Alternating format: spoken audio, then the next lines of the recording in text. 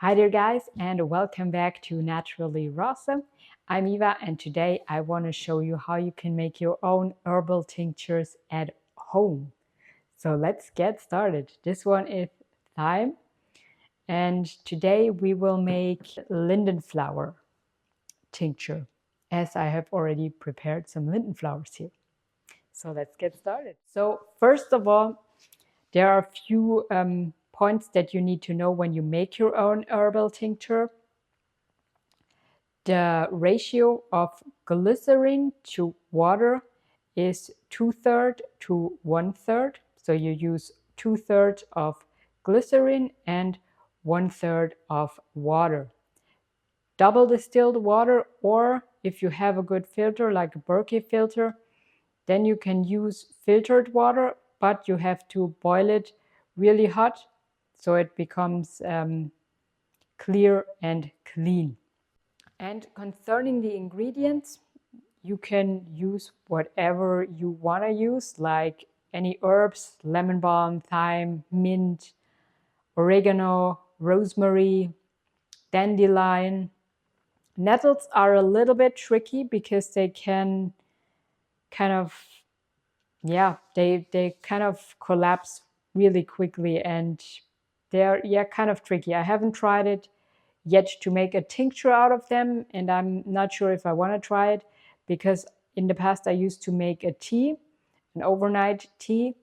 I simply added dried or fresh nettles into water and set them on the windowsill overnight, but in the morning it usually smelled really bad and was definitely overdue. So I'm not sure if I want to try nettle. And nettle is tricky, but the rest is pretty easy. And you could also, of course, use dried herbs, but fresh herbs are always preferred. But for some things like hibiscus or maybe cat's claw, those are things, or burdock root, that you might not get fresh, so you can use the dried ingredients. You just have to be careful when you fill things up, because, like, let's take the hibiscus. If you fill hibiscus flowers or hibiscus parts into a jar and then you add the liquid, they soak up the liquid and they will increase in volume. So don't fill up your jar all the way through to the top, so it still has room to grow and expand when you add the liquid. Same goes for dried roots, dried herbs. That's something you need to know when you use dried stuff. And in terms of which glycerin to use, the best glycerin that you can use is flaxseed glycerin, coconut glycerin. Those are the best two options. Yeah, those are the best two. Coconut would be ideal because coconut kind of enhances the benefits of ingredients. So that would be perfect, but I haven't found any coconut glycerin yet where I live. Over here we can get a gallon of flaxseed glycerin, and I will show you how they're called. They're called AW conform NIMS. I will link them below in the video so you can find them. And I got this for $100, around about $100, to use in my herbal tinctures. And it makes it definitely easier if you get a bigger one, if you want to make multiple tinctures. And yeah, what other things to consider? If you have filled up your jar with herbs, you also, and the tincture, then you also have to kind of shake it every day so everything gets mixed up pretty well, and you let it soak for 4 to 6 weeks. And I wouldn't let it soak any longer, because after that point the increase is not as high as it would yield you benefits. So you're better off pouring this out, getting the herbs out, and then straining it. And if you want to make it more potent, then you could use the already prepared tincture that you get from straining this and add some new fresh herbs. Like this one is thyme. If I would strain it and then I keep the liquid and add new fresh thyme and let it soak for 4 to 6 weeks again, then the potency would increase. That's what's better than letting it soak longer, because after a certain point, you just won't get out much more in comparison to if you would add fresh herbs. It's like, you can imagine it like when you have a cup of water and you add sugar into it. You can add more sugar, but at a certain point, it doesn't dissolve anymore. And this kind of over here too. Once everything is sucked out, there won't be much more sucked out even if you leave it in longer. So it's better to make a new and fresh one. And one trick to increase the potency is also, this is what I have prepared over here for today. This is linden flower tea. If you make, let's get back to the start where I told you 2/3 of glycerin, 1/3 of water. You could also replace the water by herbal tea. So let's say you want to make linden flower tincture, as I have prepared here. Then you could use, instead of water, you use 2/3 of glycerin and 1/3 of linden flower tea. And I've let it soak quite a while, so it's a pretty strong linden flower tea, and I've added a lot of herbs to make it really strong. And that way you can also increase the potency of your tincture. Little trick here. If you prepare your jars, you should always kind of cook them out if you use jars that you already have, or you buy sterilized jars online or in a shop. They usually are sterilized, so you can use them right away without having to cook them. And the best way to sterilize your jars is to add them to boiling water and let them boil for a little, so everything gets killed off. And also the lids that you will use, you also want to sterilize them and cook them. And the same goes for the bottles later on, when you will fill your tinctures into bottles with droppers. Either you buy them sterilized or you have to cook out everything to sterilize it. And to sterilize it, you just boil it in water and then put it aside to let it dry up, and then you can use it. You can also, if you have, use hydrogen peroxide after sterilizing it to kind of clean out the lid on the inside, just to make sure it's really clean and sterilized. So let's get started and make some tincture here. As I have mentioned, I've prepared a strong linden flower tea over here.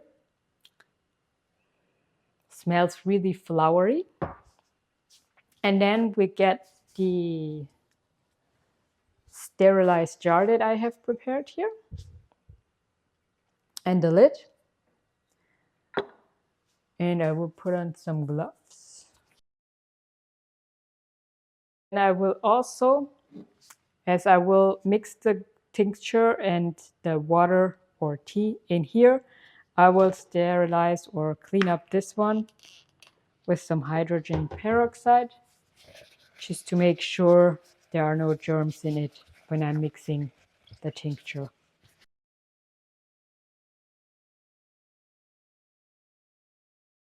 Now we will fill, put this aside, the linden flowers that I have just picked this morning, and fill them into the jar. I have already tested it, so I know I will fit them all in there. And whatever herb or flower that you use for your tinctures, make sure it's not wet, because any dampness or wetness can create mold or is prone to mold. So when you pick it more in the afternoon, not right away in the morning when there is still some moisture on the herbs. And once you have picked them, put them somewhere to let them lay down for a little, so all the creatures that are in them will crawl out and they're kind of clean and you don't have any animals left in your herbs. And then you fill them into the jar. If you have something like thyme or lemon balm or mint, then you can kind of rip it apart so all the essential oils and ingredients will come out, and you have kind of the benefits coming out already, and the glycerin and water can seep in easier to suck out any more healing properties. So now I have already measured it. I need,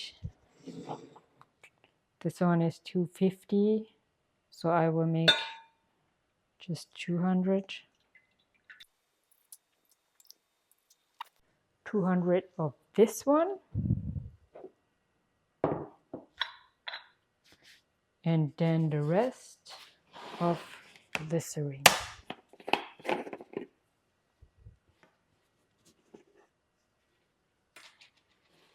800 milliliter jar.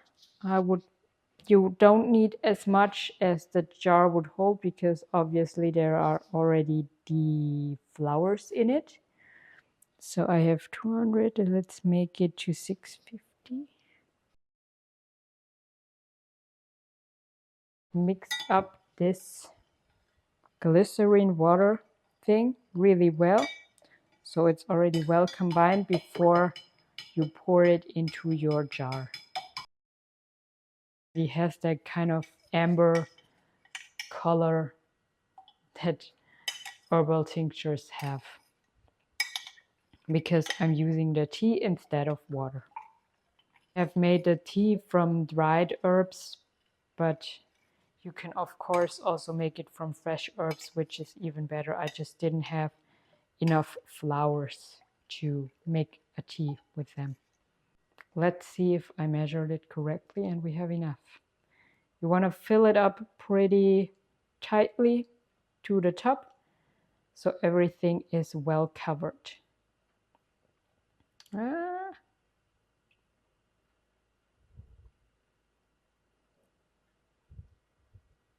Because the more oxygen there is in it,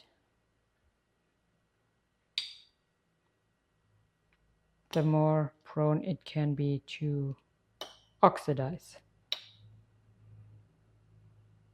So you want to fill it up pretty well. And if there are any leftovers, it doesn't matter. Better too much than not enough, I would say. Seal it and it's already done.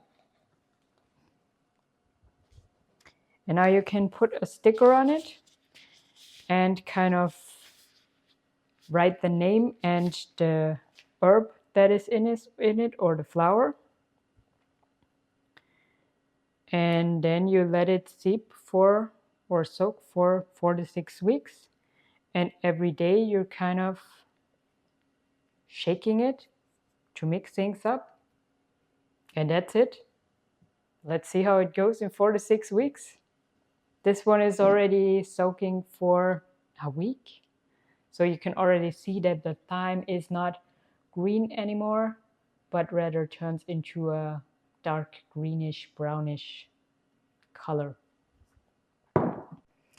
And one important note to the glycerin that I almost forgot: don't buy vegetable glycerin. It might seem good and all right, but it's usually made from canola or rapeseed So you're better off using flaxseed or coconut glycerin. That's good to know. Yeah, I hope you enjoyed this video and tutorial how to make your own tinctures. If you have questions, let me know below, and I'll link you the glycerin in the description box below, and also maybe some other tips that I have on my notepad, so you can find them easily. If you like this video, then please give it a thumbs up and subscribe to my channel for more inspiring videos. Until next time, remember, keep it light and simple, and as always, naturally Rawsome. Bye!